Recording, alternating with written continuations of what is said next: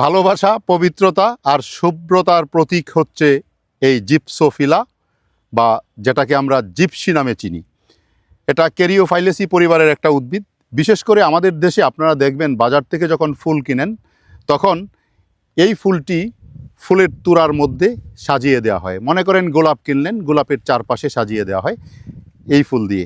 এটা একটা চমৎকার ফুল। দেখেন এই ক্ষেতে পুরাটার মধ্যে জিপসি করা হয়েছে। এটা শুধু ফুলের সৌন্দর্য প্রদানকারী একটি উদ্ভিদ নয়, এটা একটা পলিনেটর গার্ডেন।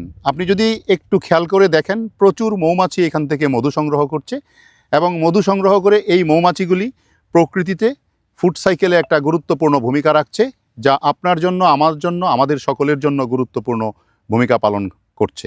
বিশেষ করে এই ফুলটা আপনারা বাজারে গেলেই এই ফুলটা দেখতে পারবেন। ফুলের দোকানে গেলেই দেখবেন যে একটা পাত্রে পানি রেখে সেই পানির মধ্যে এই ফুলের ডাঁটাগুলি এভাবে চুবিয়ে রাখা হয় যেন তাড়াতাড়ি নষ্ট হয়ে না যায়। এটা বিশেষ করে বাংলাদেশে সব জায়গায় এভাবে পাওয়া যায় না। যশোর অঞ্চলে এটাকে চাষ করা হয়, বাণিজ্যিকভাবে চাষ করা হয়।